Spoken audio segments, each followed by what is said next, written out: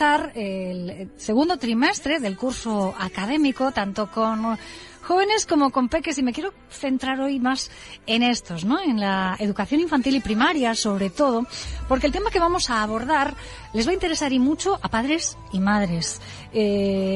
A punto de acabar este trimestre, es como que en el primero decimos, bueno, no pasa nada, queda el segundo, acaban de empezar, vienen de un curso aprovechado a medias por culpa de la pandemia y de la educación online, tuvieron que dejarlo en marzo de manera inesperada sin saber cuándo volvían, venga, va. El primero lo hemos perdonado.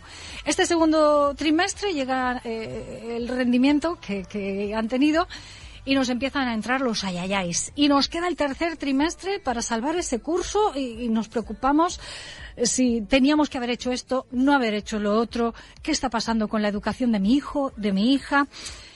Yo les voy a dar una frase. El cerebro solo aprende si hay emoción. Y hoy vamos a hablar de esto con un psicólogo que le encantan los experimentos y mejor que todo las investigaciones científicas acerca de lo que tenemos dentro de nuestra cabeza, pero lo mejor es que le encanta compartirlo con nosotros. Es del equipo de Isabel Moya Psicólogos y ya lo conocen por programas anteriores. Miguel Ángel Martínez León, muy buenos días. Muy buenos días, Loli. Un placer saludarte y tenerte por aquí, porque el tema que hoy planteamos, que cubre el ámbito de la psicología, por supuesto, tiene mucho que ver con la educación, que es algo que nos preocupa, ¿no? Vamos a hablar de neuroeducación, Miguel Ángel. ¿Qué es esto? Sí, pues a priori puede parecer un término un poco extraño, ¿no? Neuroeducación, pero la neuroeducación realmente ¿vale? Es como un puente que trata de aunar los conocimientos que tenemos de la neurociencia, de la educación y de la psicología, para poder así aprovechar todo lo que sabemos del cerebro y del comportamiento y mejorar el aprendizaje y el cómo enseñamos, y facilitar así que procesos académicos sean más factibles y sean más productivos. Uh-huh. Que tengan un desarrollo y un rendimiento, por tanto, óptimo. A pesar de que parece algo muy nuevo, porque quizás muchos no hayamos oído hablar de esto antes, esto tiene una trayectoria y se han ido demostrando una serie de beneficios que se ha descubierto en este campo. Pues sí, el término parece muy nuevo, pero realmente la importancia de la neuroeducación es que trata de coger todo lo que sabemos de la neurociencia, que ya tiene muchos años, ¿vale? Y ya tiene un largo recorrido en el entorno investigador, y plasmarlo en el ámbito práctico, que sería, en la escuela, o hacen propuestas de cómo se debería hacer las cosas. Por ejemplo, ¿vale? Los últimos estudios, lo que se ha venido estudiando desde hace tiempo es, como bien has dicho tú, la importancia que tienen las emociones en el aprendizaje, uh-huh. Porque no podemos separar la cognición de la emoción, ¿vale? Un ejemplo que sirve muy bien para exponer esto es que hubo un estudio en el que le pedían a los participantes recordar una serie de imágenes y frases, ¿no? Lo que hicieron fue, lo distribuyeron en dos grupos, y en un grupo lo ponían en un entorno emocional negativo y en otro en un entorno emocional positivo. ¿Qué pasa? Que los que estaban en el entorno emocional positivo recordaban mucho mejor, aprendían más. ¿Por qué es esto? Porque el afecto positivo activa zonas del cerebro relacionadas con la retención de conocimiento. Es decir, conseguimos con esto un aprendizaje, promoviendo entornos emocionales saludables, conseguimos un aprendizaje mucho más productivo, uh-huh. ¿Vale? En contra de todo lo que nos han enseñado casi, ¿no? Y de lo que hemos vivido, que parece que si nuestro rendimiento académico iba decayendo, el castigo era el único que nos podía salvar de ese bache. Al contrario, por lo que dices. Exacto. O sea, lo principal desde la ciencia sería fomentar el interés. Uh-huh. ¿Cómo se hace esto? Vale, aquí está lo complejo. Realmente fomentar el interés no siempre es fácil, por eso hay que aprovechar juegos, dinámicas. Luego hablaremos, te comentaré una serie de proyectos que se están haciendo que, uh-huh. que tratan de promover este interés y generar estos climas emocionales positivos para facilitar que los niños aprendan y se desarrollen mejor, ¿vale? Uh-huh. Otro aspecto también que está muy relacionado con la emoción es cómo el cerebro es capaz, fíjate tú, de recordar cosas gracias a la emoción, ¿vale? Cosas que de otra manera si la emoción no recordarías. Por ejemplo, Loli, si yo te pregunto ahora, ¿qué estabas haciendo el miércoles de hace 3 semanas? ¿Sabrías responderme? Pues Hombre, yo te puedo decir de manera fácil que a esta misma hora estábamos, claro, teniendo dentro del programa el invitado que fuera, ¿no? Porque yo llevo los espacios así pautados, pero si me preguntas a otra hora del día, ¿qué hice el miércoles por la tarde, por ejemplo? O el jueves por la tarde, o pues no lo sé, no, me costaría recordar, la verdad. Claro, eso es porque ahí es una rutina, dentro de tu rutina tú sabes qué has hecho, pero no, tu cerebro no guarda todos los detalles de todos los días, sería imposible. Sin embargo, si yo te pregunto qué estabas haciendo en el 11S, por ejemplo, un evento que fue hace muchos años y fue muy significativo. Perfectamente. Recuerdo hasta dónde lo vi, por qué cadena de televisión, en qué casa estaba, que no estaba en la mía, estaba en la de mis suegros, todo. Hasta qué había comido ese día, porque fue como a mediodía, acabábamos de comer, veías de sobremesa el informativo, todo. Lo recuerdo con pelos y señales. Correcto. Eso es precisamente por el evento se desató, bueno, y por la sorpresa, por ser un evento tan significativo, eso el cerebro lo guarda. Ahí hay un ejemplo claro y que no es un experimento grandioso, pero es un ejemplo, por así decirlo, a pie de calle, que nos puede demostrar la importancia que puede tener la emoción a la hora de aprender y recordar cosas, ¿vale? O hechos de la vida. Por eso, esto simplemente es para exponer cómo la emoción y la cognición están ligados, ¿vale? No van separadas. Ajá. ¿Qué más cosas tienen que ver con esta neuroeducación que me está gustando a la hora de enfocar la educación de nuestros hijos? Ya sé que las emociones positivas facilitan el aprendizaje, que el efecto sorpresa va ligado a la emoción. ¿Cómo más podemos aprender o qué más hallazgos hay al respecto? Pues mira, una de las características del cerebro es que el cerebro es eficiente, ¿vale? El cerebro lo que hace es guardar lo que le es útil, ¿no? El cerebro no puede guardar toda la información que tenemos, entonces él va haciendo una poda y se queda con lo que más utilizamos. Por ejemplo, si le preguntase a un químico, él se sabría la tabla periódica perfectamente, pero no porque la estudie todos los días, sino porque la usa y su cerebro entiende que él necesita eso para trabajar y le es útil, ¿vale? Entonces, esto, ¿cómo lo aplicamos a la escuela? Vale, es complicado, evidentemente, pero aquí es lo que te iba a comentar de los programas. Existen proyectos de aprendizaje y servicio en el que los niños, intentan paliar una problemática social, no sé, un proyecto de plantar árboles, por ejemplo, cualquier cosa, promover que se done sangre en un hospital, ¿vale? Y la clase lo que tiene que hacer es fijarse metas, saber cómo va a trabajar en equipo. Se promueven valores de trabajo en grupo, amabilidad, solidaridad, un montón de cosas. Y claro, ellos lo que tienen que hacer es aplicar conocimientos curriculares a algo muy práctico, con un objetivo. Entonces, vale, probablemente no vayan a recordar toda su vida esos conocimientos, pero los tendrán más interiorizados y el simple hecho de cómo lo han aprendido es una fuente de valor muy importante, ¿vale? Claro. Por eso, a veces hay que mirar también en no solo qué se enseña, sino cómo se enseña. Porque el cómo se enseña es lo que le va a dar a ellos una gama de herramientas que luego van a usar en el futuro para aprender lo que ya quieran. ¿Vale? Aprendemos lo que usamos. Y quería preguntarte también por la actividad física. En la nueva educación, no en la de antes. Antes, sabes que se consideraban Marías la música, gimnasia y religión. Sin embargo, el modelo educativo está cambiando y se le da un valor quizás más importante, por ejemplo, al ejercicio físico. ¿Esto entronca en algo con la neuroeducación? Sí, por supuesto. Es más, es que es imprescindible el ejercicio físico. Un estudio de Blakemore en 2011 demostraba cómo meter un simple ejercicio al principio de la jornada educativa mejoraba la predisposición física de estarse quietos en el aula, los procesos atencionales y mejoraba el aprendizaje en general, aumentando así la motivación y el rendimiento académico, ¿vale? O sea que evidentemente tiene un impacto grande. Incluso hay neuroeducadores que proponen que durante las clases se aborden los temas principales, el contenido teórico más duro, por así decirlo, al principio de la clase, para luego poder meter dinámicas que se salgan de él estar sentados simplemente y en vez de eso, pues hacer algún juego, vamos a levantarnos, vamos a ver esto, vamos a estudiar esto haciéndolo de otra manera, que está clarísimo que esto es súper complicado porque requiere de muchísimo tiempo, muchísimo esfuerzo por parte de los profesores y de muchos recursos que ahora mismo a lo mejor carecemos para ello, pero bueno, hay que tenerlo en cuenta para evolucionar como Desde sociedad luego. y ir implantando estas cosas. Ir hacia eso y no solo dejarnos en la parte y responsabilidad que tienen los docentes o los centros educativos, sino en la nuestra como padres y madres implicados. Si el ejercicio físico mejora la atención o predispone a un mayor aprovechamiento,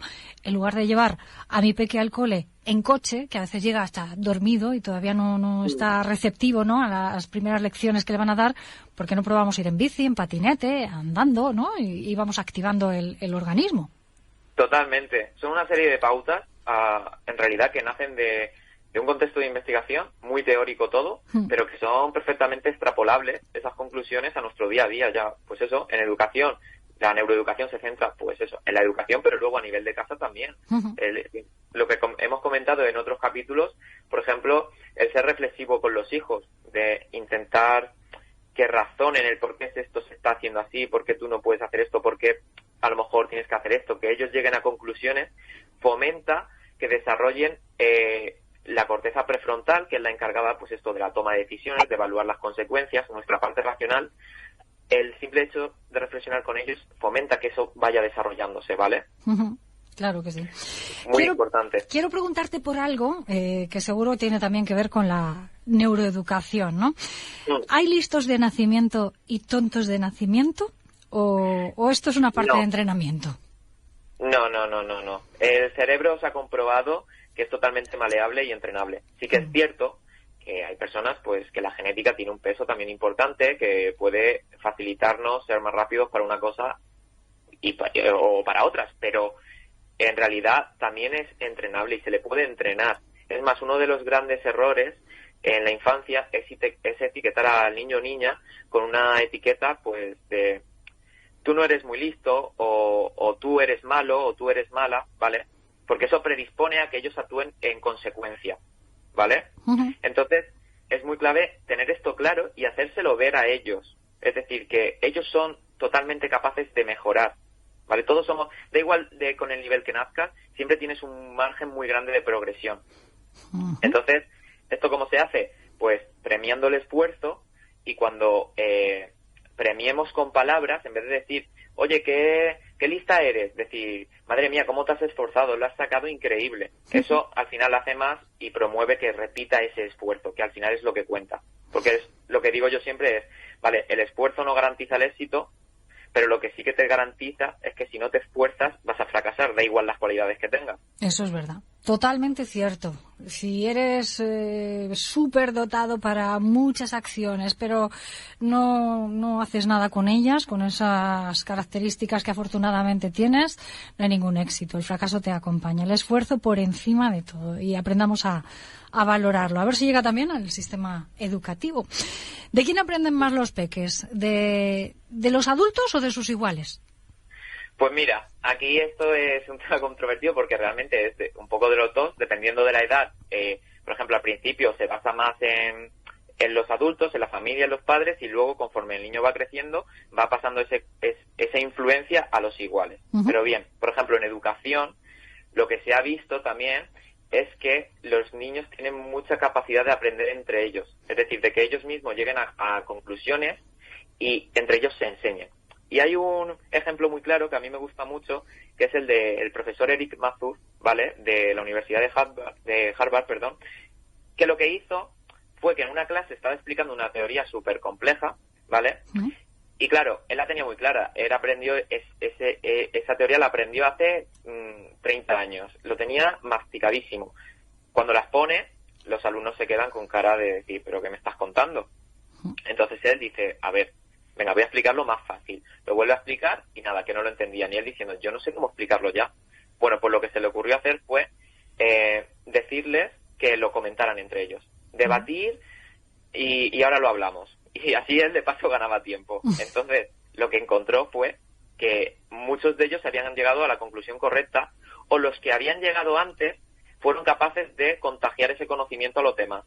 Vale, pues a partir de este momento, como se dio cuenta, empezó a utilizar sus clases y como un debate. Es decir, él explicaba el problema, hacía una votación, todos votaban y después de la votación decían, vale, ahora lo discutís entre vosotros. Ellos se ponían a discutir, luego volvían a votar y lo que se solía encontrar siempre es que había aumentado la tasa de aciertos, ¿vale? Uh-huh. Porque claro, tú ten en cuenta, esto es muy lógico, tú ten en cuenta que es mucho más fácil que si nosotros dos estamos aprendiendo a multiplicar ahora, uh-huh, y yo acabo de aprender, yo sé las dificultades por las que estás pasando, sé por qué te estás equivocando, sé lo duro que es pasar este recorrido, entonces voy a saber comprenderte y explicártelo de una manera para que tú me entiendas. Claro, claro. ¿Vale? Un profesor evidentemente también puede hacer esto perfectamente, pero claro, ten en cuenta que el profesor lo ha aprendido hace muchos años. Y su empatía en ese caso, pues aunque quiera, no va a ser la misma. Es que no puede ponerse en mi piel. Exacto, y no consiste ya en o una cosa u otra, es de usar bien las dos, de saber que la enseñanza entre iguales tiene mucho potencial para que los niños comprendan varios conceptos que al principio se les puede dificultar, ¿vale? Y luego también es la labor del profesor súper importante, por supuesto, es saber congeniarlo todo. Claro, ahora entiendo por qué los profes mandan tareas en grupo, evidentemente, para que esta labor sea completa. Miguel Ángel, últimos hallazgos de la neurociencia. La importancia de la relación en el aprendizaje. Cuéntame. Bien, el cerebro, ¿vale? Se ha comprobado que el cerebro aprende mucho mejor cuando... Bueno, aprende mucho mejor. El cerebro funciona de esta manera. Él aprende nuevos conceptos a través de relacionarlo con experiencias pasadas. Es decir, si yo te digo ahora una palabra que no existe o que a ti te suena chino, vas a decir esto, ¿qué es? No tengo nada con qué relacionarlo, no sé qué me estás diciendo, ¿vale? Uh-huh. Pues ahora imaginemos, no sé, cuando le dices a un niño o a una niña qué es un átomo, pues se va a quedar diciendo, no escuchas esa palabra en la vida, y le vas a explicar, le dices, bueno, es la unidad de la materia más pequeña que no se puede dividir. Vale, va a salir de clase y no se va a enterar de nada, porque es una cosa que no tiene con qué conectarlo, ¿vale? Ha puesto el andamio, pero no tiene con qué sujetarlo luego, no pone las columnas, ¿vale? Uh-huh. Pues dar analogías, es decir, poner ejemplos, hacerles capaces de que puedan relacionarlo con otras cosas que sí que conocen, facilita que lo interioricen. Por ejemplo, si estamos hablando del átomo, pues a mí me gusta poner ejemplos de que lo comparas con los Legos, ¿no? Tú montas una figura de Lego y dices, ¿ves que la estoy separando? Y se lo enseñas el muñeco. ¿Ves que lo estoy separando? Bien, pues mira, intenta separar esta pieza. Y dice, no, esta ya no se puede separar. Vale, pues eso es el átomo. ¿Ves? No se puede separar y es la unidad mínima de la materia. Cuando lo juntas, forman moléculas. Y cuando montas el muñeco entero, tienes el compuesto, por ejemplo. ¿Vale? Qué buen ejemplo. Entonces, estás ya llevando hacia un razonamiento en los que ellos tienen que unir informaciones pasadas con las nuevas. Es más, un estudio intentaba aproximar qué porcentaje memorizabas dependiendo de la forma que usabas. Y se encontró que, por encima de todas las formas de aprender, el de establecer analogías y diferencias, o diferenciar cosas, implicaba recordar un 45% de la información frente a lo mejor solo escuchar, que implicaba un 5%. Qué bueno. ¿Vale? Con lo cual son datos objetivos, realmente son porcentajes a través de un estudio y evidencias de que la neuroeducación tiene una aplicación amplísima y tiene éxito si se aplica correctamente, ¿no? Todas estas nuevas dinámicas, etcétera, en el sistema educativo. Lo que pasa que de momento, y por lo que cuentas y por lo que conocemos, estamos todavía un poco lejos de esa aplicación 100%. Sí, totalmente. Se está trabajando en ello, estamos lejos, al igual que todavía el cerebro es el órgano que menos conocemos, ¿vale? Y es el principal, pero claro, es tan complejo que cuesta llegar a su comprensión. Entonces, poco a poco se van haciendo cada vez más hallazgos y la neuroeducación lo que intenta es eso, traer esos hallazgos a nivel práctico. Vamos a crear cosas para aprovechar esto, ¿vale? Es como si Jesús Guillén, que es un estudioso de la neuroeducación, pone el ejemplo de como si educar, ¿vale?, sin hacer caso al cerebro, a cómo funciona, sería como intentar hacer guantes sin haber visto nunca unas manos. Qué buen ejemplo, qué buen ejemplo.